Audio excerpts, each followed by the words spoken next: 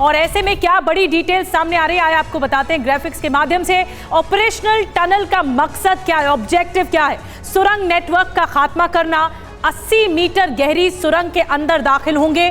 Command post target है, कई महीनों तक यहां पर जंग लड़ी जाएगी। समीर जी हाँ, और सुरंगों की लोकेशन पता लगाई गई है और इसके लिए खास जो इंजीनियरिंग टीम है आईडीएफ की, उसका सहारा लिया जा रहा है। वो फोर्स भी जुटी हुई है। 100 शैफ्ट अब तक नष्ट किए जा चुके हैं और रॉकेट साइट एक इन्हीं सुरंगों में बनाकर रखी गई थी हमास की, जिसका खात्मा कर दिया गया, बर्बाद कर दिया गया है उसे। हमास कमांडर्स का लगातार खात्मा किया जा रहा है और सुरंग के मुहाने पर आईडीएफ पहुंच चुकी है। हमास की चुनौती क्यों इतनी बड़ी है ये जरा समझिए, क्योंकि हमास के गुरिल्ला हमले हो रहे हैं। सुरंगों से छिपकर अटैक्स को अंजाम दिया जा रहा है और हमले के बाद ये लड़ाके भाग जाते हैं। कहां जाते हैं पता लगाना बहुत मुश्किल होता है और हमले के बाद इन्हीं सुरंगों को अपना ठिकाना बना रखा है हमास के लड़ाकों ने।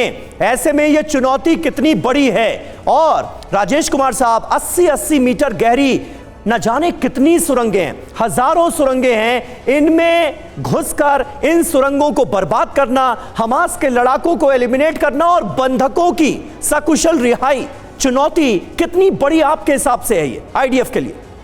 मेरे हिसाब से तो ये बहुत बड़ी चुनौती है।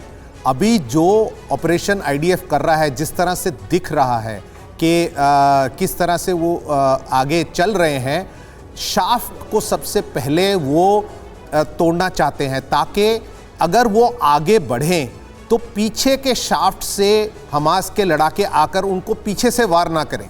तो ये सबसे बड़ी स्ट्रेटजी है उनकी। पहले शाफ्ट को तोड़ेंगे, उसके बाद टनल्स के अंदर घुसेंगे और टनल्स के कई लेयर हैं। कोई 10 मीटर गहरा है, कोई 30 मीटर गहरा है, कोई 60 मीटर गहरा है, कोई 80 मीटर गहरा है। तो एक एक करके निश्चित जरूर ये करना होगा कि जो आगे बढ़ रहे हैं उनके ऊपर पीछे से हमला ना हो।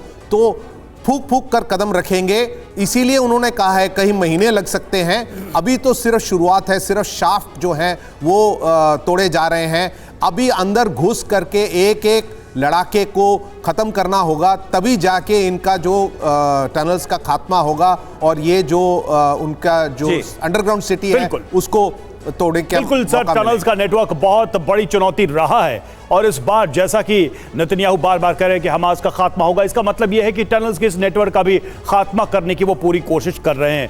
लौटेंगे आपके पास और देखिए गाजा में सुबह फिर तेज हुए हमले, ये जानकारी सामने आ रही है। सुबह हुए हमले की तस्वीरें सामने आई हैं, कई इलाकों में धुआं और आग नजर आया है। ये देखिए तस्वीरें आज सुबह की, जब यहां पर हमले हुए और धुएं का गुबार आसमान की तरफ उठता नजर आया।